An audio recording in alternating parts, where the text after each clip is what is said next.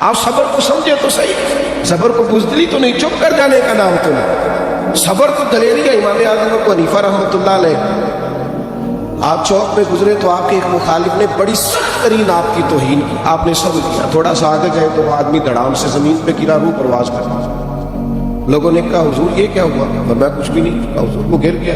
فرمانے لگے اس نے میری توہین کی تھی، میں نے رب کی رضا کے لیے صبر کیا، اس نے سمجھا تھا میں لاوارث ہوں۔ بس سمجھو ابو حنیفہ کے صبر نے اس کی جان لے لی، میرے صبر نے اس کی جان لی۔ صبر تو ایک دریا ہے، صبر تو ایک سمندر ہے، صبر تو اتنی بڑی گہرائی ہے جس پہ ڈوب جاتا ہے۔ ہاں جب صبر کرنے پر رب مل رہا ہے، رب کا رسول مل رہا ہے، صبر کرنے پر اللہ والے مل رہے ہیں، یہ سارے صابرین ہیں۔ تکلیفیں نبیوں پہ آئی، تکلیفیں صدیقوں پہ آئی، تکالیف شہیدوں پہ آئی، تکالیف صحابہ پہ آئی، تکالیف اہل بیت نبوت پہ آئی۔ آپ کو پتہ ہے جو تکلیفیں سہ کے جائیں گے اس صف میں کھڑے ہوں گے جس کا امام حسین ہوگا۔ تو یہ اتنی بڑی نعمتیں صبر پر ملتی ہیں، اتنی بڑی نعمتیں، کیا صبر کوئی آسان کام ہے؟ رب کہتا ہے وَاسْتَعِینُوا بِالصَّبْرِ وَالصَّلَاةِ فَإِنَّهَا لَكَبِیرَةٌ إِلَّا عَلَى الْخَاشِعِینَ۔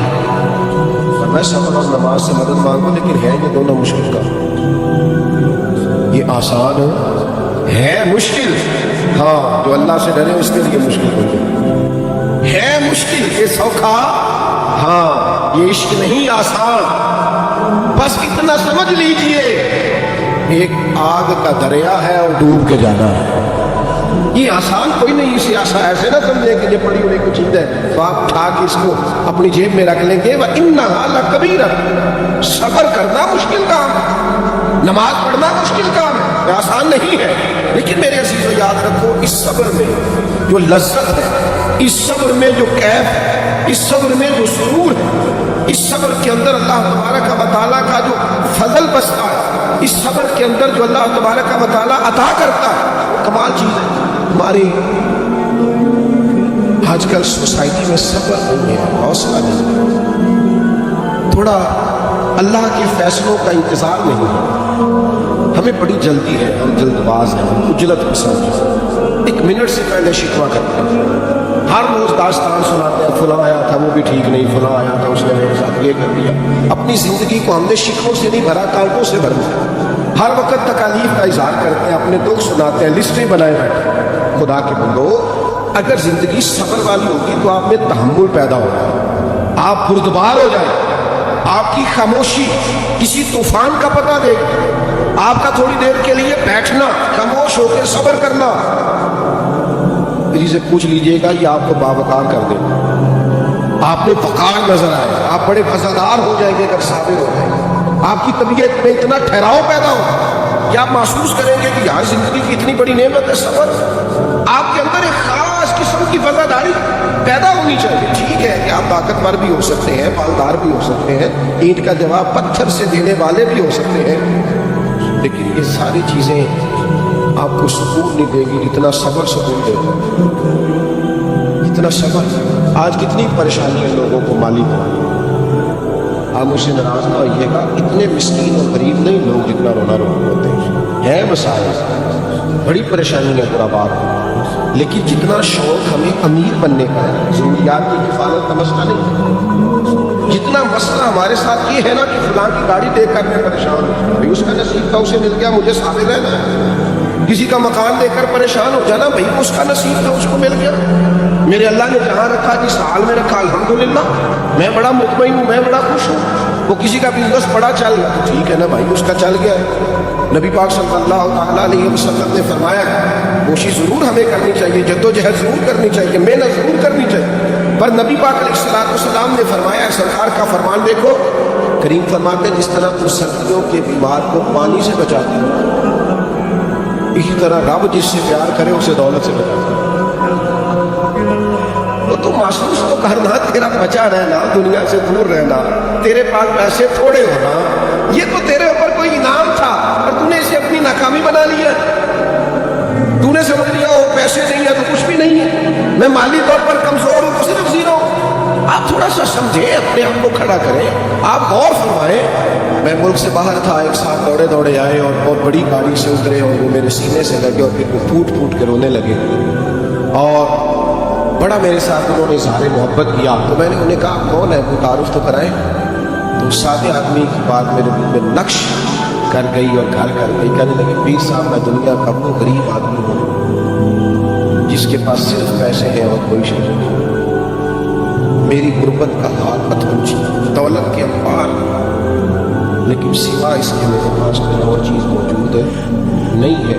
काश पैसों से औलाद आदत खरीद सकता, काश पैसों से अपनों की मोहब्बत खरीद सकता, काश मुझसे लालच ना किया जाता, काश पैसों के साथ सब खरीद पाता। लेकिन वो गरीब सिर्फ पैसा, सब्र ही नहीं आ रहा लोगों, हर हाल में पैसे लेने, हर हाल में अमीर होना। सुनो और इस बात को कभी ना भूलना, हमेशा याद रखना, अगर दौलत बड़ी हसीन होती, अगर भरी हुई तिजोरियां बड़ी कीमती होती, तो ये दौलत सबसे ज्यादा सैयदा फातिमा की। और अगर शानों वाले बाप की शानों वाली बेटी ने 3-3 दिनों में एक बार रोटी खाई है, तो फिर अच्छी तरह समझ लो कि ये फकीरी उनकी पसंद है, ये सादगी उनकी पसंद है, ये गरीबी, ये फकर उनकी पसंद है। सुना है उल्फत है उसको खराब हालों से। अगर ये बात है तो चलो खुद को बर्बाद करके देखते हैं। जीव जान का कुछ बसा नहीं, जान यार को दे दे आजाद हो जा। जो रखे आबाद, जो रखे आबाद ते तारो बसता, पर जो करे बर्बाद फिर बर्बाद हो जा।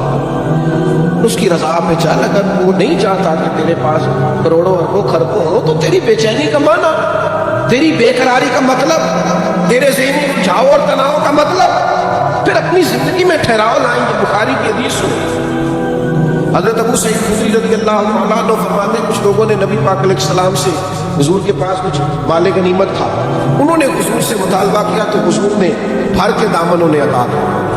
उन्होंने फिर मांगा, हुजूर ने फिर, उन्होंने फिर मांगा, नबी करीम ने फिर दिया, 3 बार दे दिया अल्लाह के रसूल ने। और ये बुखारी में मौजूद है। फिर हुजूर फरमाने लगे मेरे पास जो भी माल है ना, उसमें से तुम में से जो भी कोई सवाल करेगा उस माल में मैं तुम्हें जरूर दूंगा। लेकिन हुजूर फरमाने लगे जो शख्स लोगों से मांगने से बचेगा ना, अल्लाह भी उसे बचाएगा, अल्लाह भी उसे लोगों का मोहताज नहीं करेगा जो बचेगा। और हुजूर अलैहिस्सलाम फरमाने लगे जो थोड़ी लापरवाही इख्तियार करेगा ना लोगों के माल से, अल्लाह भी उसे देने आ जाएगा। और रसूलुल्लाह सल्लल्लाहु ताला अलैहि वसल्लम ने इरशाद फरमाया जो सब्र करने की कोशिश करेगा रब उसे सब्र अता भी करेगा। और क्या अल्फाज है और क्या उनका हुस्न है। हुजूर फरमाने लगे सब्र से बड़ी नेमत कोई नहीं।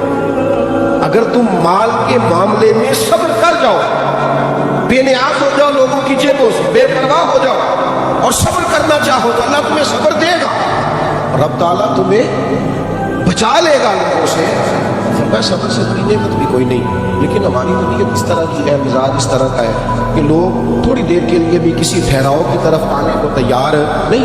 एक दूसरा बेसब्री हमारे दिलों में बहुत ज़्यादा पैदा है।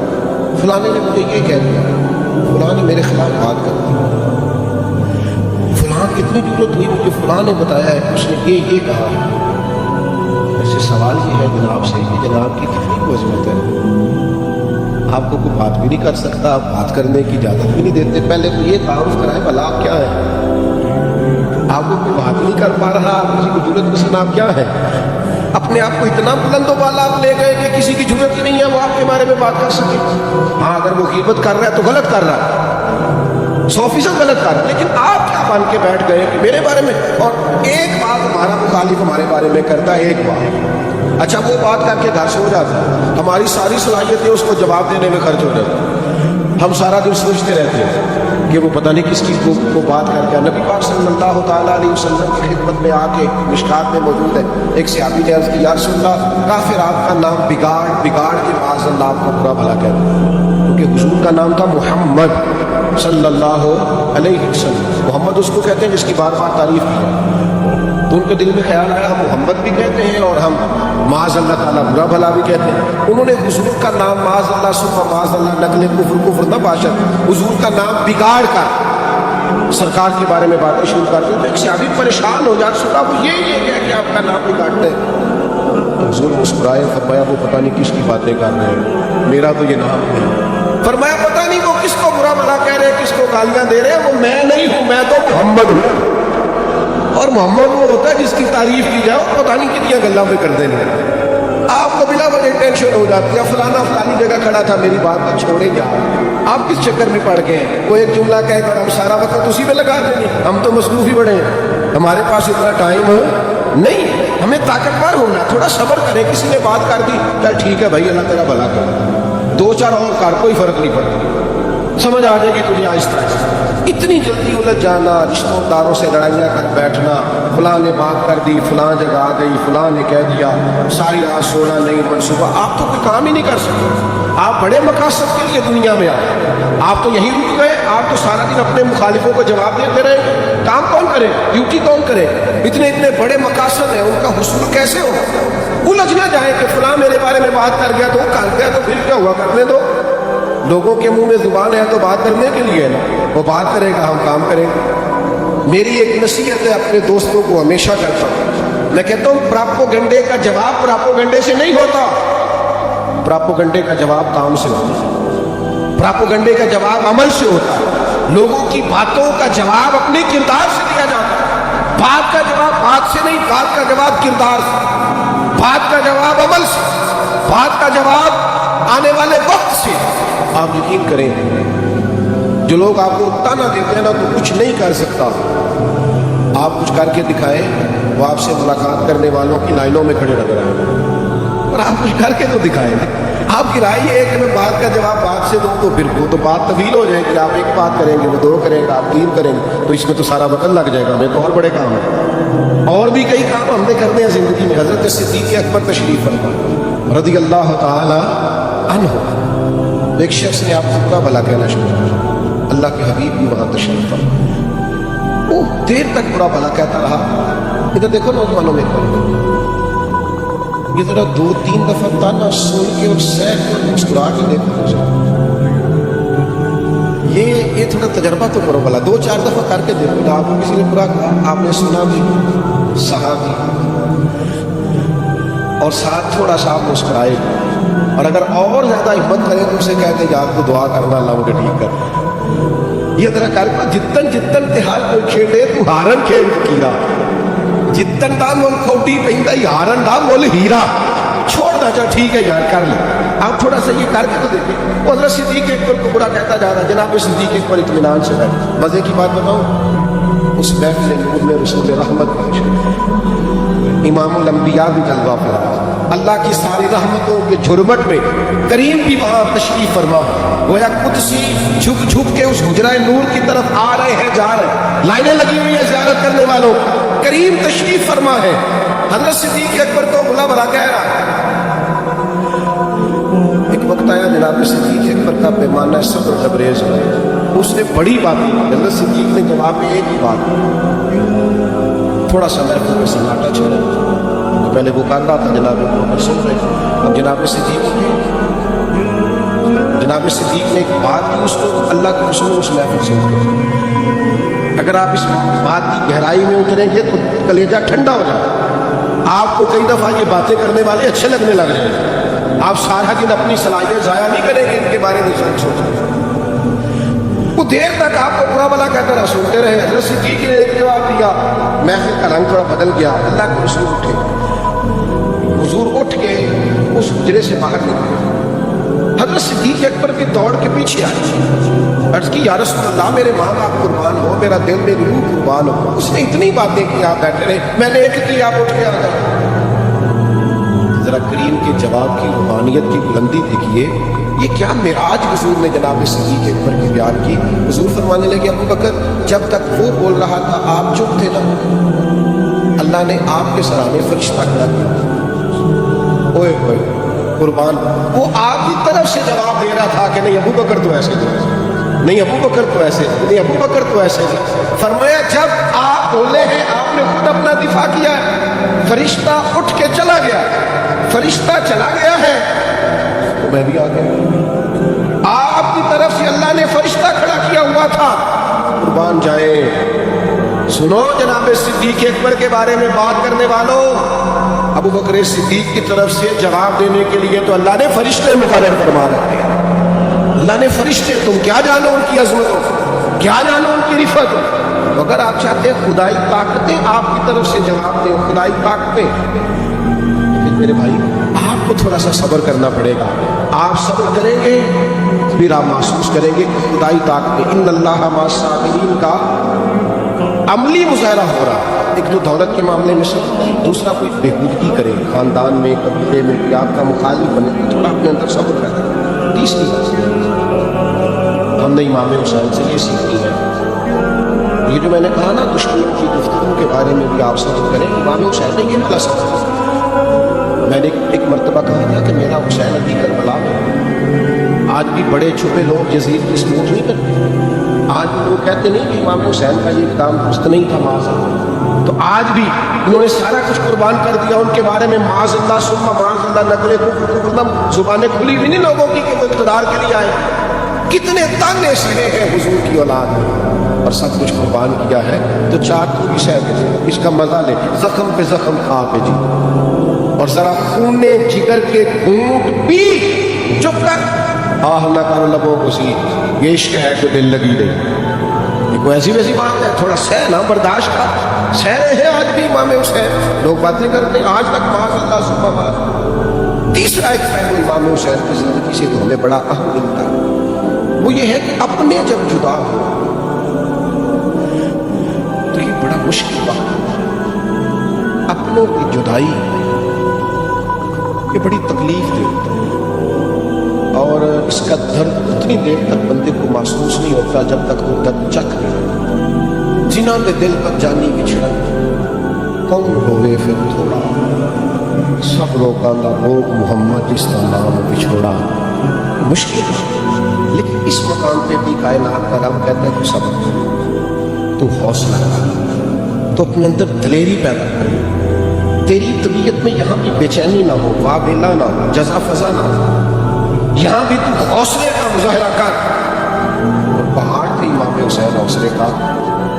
ایک جنازہ گھر میں ہو جائے تو کئی دن بندے کی کمر سیدھی نہیں ہوتی, لیکن صبح سے شام تک 10 محرم کو اتنے جنازے اٹھا کر فاطمہ کے جگر پارے جو خود میدان میں گئے ہیں تو امامہ باندھا, لباس درست کیا, آپ نے تلوار حوائل کی, باوضو گھوڑے پر تشریف فرما ہوئے اور خطبہ دیا. نہ اصحاب میں کوئی کمزوری ہے, نہ میدان جہاد میں جاتے وقت کہیں وہ کمزور پڑے. اس سب کی حوصلہ یہ کیا بتلاتا ہے, اللہ یہ تنہا نہیں ہے, صبر کرنے والوں کے ساتھ اللہ ہے. جب اللہ ساتھ ہوتا ہے تھوڑا سا اتنی جزا فضا نہیں, دکھ ہے, جانے والوں کی تکلیف ہے. حضور کے صاحبزادے کا وصال ہوا تو سرکار کی آنکھوں میں آنسو آ گئے. عرض کی یا رسول اللہ آپ بھی رو رہے ہیں؟ فرمایا میرا بیٹا کیا ہے, تو یہ آنسو محبت کی علامت ہے, ورنہ دل اور زبان پہ وہی ہے جسے رب راضی. اپنے دل کو اپنی زبان کو بے قابو نہیں ہونے دینا. اپنے چلے جاتے ہیں, جانا ہوتا ہے, ایک دن ہم سب نے جانا ہے, لیکن ایسی جزا فضا کرنا جس سے رب ناراض ہو جائے, ایسی بے صبری کرنا جو شریعت کے دائروں اور حدود کو آگے لے جائے, یہ بڑا تکلیف دہ معاملہ ہے. تھوڑا حوصلہ, تھوڑا صبر. اور صبر کی تعریف یہ ہے, صبر وہ ہے کہ عین مصیبت کے وقت کیا جائے. 2 مہینے کے بعد سب کو صبر آ جائے, 1 ہفتے کے بعد سارے صابر ہو جائے. عین مصیبت کے وقت آپ کہیں انا للہ و انا الیہ راجعون, اللہ کی طرف سے اللہ کی طرف لوٹ جانا ہے. حضرت جناب سیدنا ابو موسیٰ اشعری رضی اللہ تعالیٰ نے روایت کرتے ہیں اور صحیح حدیث میں موجود. اور ذرا اس روایت کی کبھی ترتیب دیکھیں, میں تو حیران ہوتا ہوں پڑھ کے کہ یہ کیا انداز ہے. حضور فرماتے ہیں جب کسی کا چھوٹا بچہ انتقال کرتا ہے اللہ فرشتوں سے فرماتا ہے تم میرے بندے کے جگر کا ٹکڑا لے آئے. بڑا مشکل کام. ایک دانشور نے کہا تھا باپ کا جنازہ پڑھنا بھی مشکل ہے, لیکن بیٹے کا جنازہ پڑھنے کی نسبت سے باپ کا جنازہ اٹھایا جا سکتا ہے. ماں کو کسی کو بیٹے کا نہ اٹھایا, کمر ٹوٹ جاتی, تکلیف دہ مسئلہ. حضرت ابو موسیٰ اشعری رضی اللہ تعالیٰ عنہ فرماتے, رب فرماتا ہے, حضور فرماتے, اللہ فرماتا ہے تم میرے بندے کے بیٹے کو لے آئے, اس کے جگر کا ٹکڑا لے آئے, اس کا بیٹا انتقال کر دیا. بتاؤ نا وہ کیا کہتا تھا. حضور فرماتے ہیں فرشتے اکثر اپنے مالک کو تیری تعریف ہی, اس کو سمجھ, وہ تیری حمد بیان کرتا, وہ تیری رضا پہ راضی تھا. اللہ کے پیارے حبیب فرماتے ہیں، رب فرماتے ہیں اس کے لیے جنت میں ایک گھر بناؤ اور اس گھر کا نام بیت الحمد رکھو، تعریف والا گھر رکھنا۔ اس نے پھر بھی میری تعریف کی ہے، اتنے مشکل موقع پر بھی اس نے میری تعریف کی۔ تو کچھ چلا جائے، جب کوئی بچھڑ جائے، جب ہم دیکھیں کہ ہمارا کوئی اپنا جا رہا، تو میرے عزیز صبر کا مزاج ہماری طبیعت کے اندر حوصلہ، یہ سیکھیں امام حسین سے۔ اور پھر وہ کوئی اور ہے جو مریں گے تو سارا معاملہ ختم ہو جائے گا، ہم تو سارے جنت میں اکٹھے ہو جائیں گے، خاندانوں کے خاندان مل جائیں گے، اللہ کے فضل سے جنت ملی سرکار کے صدقے، تو سب وہاں ہوں گے۔ مومن کی موت کوئی فنا تو نہیں، موت کو سمجھے ہے غافل اختتام زندگی، یہ ہے شام زندگی، پھر صبح دوام زندگی۔ صبر حوصلہ ایک چوتھی تکلیف بھی ہوتی ہے جس پر لوگ صبر نہیں کرتے، بے صبری کا بیماری۔ بیماری بڑی نعمت ہے، بیماری خدا کا بڑا فضل ہے۔ ایک صحابیہ خلیل ہوئی، اللہ کے محبوب علیہ السلام کی بارداری کے لیے تشریف، حضور نے پوچھا کیا ہے؟ اس کی حضور اللہ اس بخار کا بھلا نہ کرے، اس میں خیر نہ آئے، مجھے بڑی تکلیف دی ہے۔ تو حضور فرمانے لگے بخار کا برا لگ ہے، یہ تو جب آتا ہے بندے کی گناہ لے جاتا ہے، اور ایک حدیث وجد والی ہے، اس پر وجد ہو جاتا ہے۔ حضور فرماتے ہیں بیمار سے ضد نہ کھانے پینے کی، اسے اللہ کھلا بنا دے۔ یہ کیا معیوب سے نصیب ہوتی ہے کہ رب کا مہمان گویا بن جاتا ہے۔ آپ سمجھیں اس بات، بیماری آ گئی، آ جاتی ہے، آزمائش آ گئی، آپ فوراً چلے گئے بابا صاحب کے پاس تمیز لیں، پتہ نہیں میرے گھر میں کیا ہے، میں بھی بیمار ہوں، بیوی بھی بیمار ہے، بچے بھی بیمار ہیں، گھر میں بیماری ایک اٹھتا ہے دوسرا، تو بھئی یہ خدا کا فضل ہے۔ حضرت مولا علی شیر خدا رضی اللہ تعالیٰ عنہ فرماتے ہیں 2 دفعہ اللہ بندے کو تکلیف نہیں دیتے، جس کو دنیا میں تھوڑی بہت بیماری آ گئی، آزمائش آ گئی، اس کے یہی گناہ معاف ہو جائیں گے، قیامت میں سزا نہیں ملے گی، یہی معاملات بہتر ہو جائیں گے۔ بیماری آ گئی ہے، یہ تو آپ کے نفسانی قوتوں کو کمزور کر دے، آپ کی طبیعت اللہ اللہ کی طرف مائل ہو جائے، آپ اس کو سہنا سیکھیں، برداشت کرنا سیکھیں۔ لیکن اتنا واویلا مچانا، اتنا پریشان ہونا، اتنا الجھ جانا، ڈاکٹروں سے لڑتے پھرنا، اور جناب ہاسپٹلس میں آپ جائیں تو اتنی عجیب صورتحال کا ہو جانا، کہیں احتجاج ہو رہا ہے، کہیں کچھ ہو رہا ہے، کہیں کچھ ہو رہا ہے۔ آپ جائز مطالبہ ضرور کریں، لیکن بیماری آ جاتی ہے، اور یہ خدا کا فضل ہے، یہ انسان کو آ گھیرتی ہے۔ یہ بیماری حضور کے قدم چومنے بھی آیا، حضور کی بارگاہ میں بھی حاضری دیتی ہے، یہ آ جاتا ہے، لیکن اس پر جزا فضا کرنا، صبر کا دامن چھوڑنا، یہ درست ہے۔ ایک خاتون آئی حضور، انہوں نے آ کے عرض کیا یا رسول اللہ صلی اللہ علیہ وسلم میرے لیے دعا فرمائے، مجھے مرگی ہے، میں بڑی تکلیف ہے۔ رسول پاک علیہ السلام کا طریقہ مبارکہ تھا، حضور دعا فرما دیا، اور دعا کی تاثیر کا یہ عالم تھا کہ صحابی کی پنڈلی ٹوٹ گئی ہے، سرکار نے لعاب دہن لگایا، اللہ نے شفا دی۔ مولا علی کو آشوب چشم ہے، آنکھوں میں تکلیف ہے، خیبر کے دن حضور نے لعاب دہن لگایا، اللہ نے شفا دی۔ محبوب تو شفاؤں کا مرکز ہے، کرم نوازی اور عطاؤں کا مرکز۔ اس خاتون نے عرض کی یا رسول اللہ صلی اللہ تعالیٰ علیہ وسلم، آقا میں بیمار ہوں، مرگی ہے، میرے لیے دعا کریں۔ حضور فرمانے لگے اگر تو کہے تو میں دعا کرتا ہوں اللہ شفا دے گا، اور اگر تو کرے صبر، اگر تو کہے دعا کرتا ہوں، اور اگر تو کرے صبر، تو محبوب فرماتا ہے پھر میں تیرے لیے جنت کی دعا کروں۔ یہ صبر پر جنت، تو وہ صحابہ تھے۔ آج کوئی کسی کو کہے نا مجھے تکلیف ہے، اور اسے کہا جائے کہ تم نے شفا لینی ہے کہ جنت میں، کہے گا جی آپ اٹھنے کا کچھ کریں، بڑی تکلیف ہے۔ کریم نے فرمایا اگر تو صبر کرے تو جنت کی دعا کروں گا۔ 1 منٹ نہیں لیا سوچنے پر، فوراً عرض کرنے لگی حضور مہربانی کریں آپ جنت کی دعائی کریں، آپ جنت کی دعا کریں۔ گویا وہ اپنے عمل سے کہیں گے یا رسول اللہ میں مرگی کے ساتھ گزارا کر لوں گی، لیکن آخرت میری درست ہونی چاہیے، مہربانی فرمائیں جنت کی دعا کریں میرے لیے۔ اللہ کے حبیب نے جنت کی دعا دے دی۔ عرض کرنے لگی یا رسول اللہ کبھی کبھی مرگی ہوتی ہے تو جسم سے کپڑا ہٹتا ہے، عورت ہو، حیا مانے، دعا فرمائیں۔ اللہ کے حبیب نے ہاتھ اٹھا کے دعا کی یا اللہ اس کی صدر قائم رہے۔ صحابہ فرماتے ہیں جتنی مرضی کی مرگی ہوتی تھی کپڑے جسم سے لگے رہتے تھے، وہ بڑے زمانے تک وہ خاتون حیات رہی۔ جب کوئی باہر سے آتا تھا تو صحابہ فرماتے تھے جنتی بوڑھی دیکھنی، جنتی خاتون دیکھنی، ہاں دیکھنی ہے، پھر میں اس کی زیارت کرو، اسے دنیا میں حضور نے جنت کی بشارت عطا کی۔ जन्नत की बिशारत मिली किस चीज़ पर? जन्नत की बिशारत में मिली बीमारी पर सब्र करने पर। एक पहलू और बड़ा ज़रूरी है, एक और भी मसला है, ये नौजवान ज़्यादा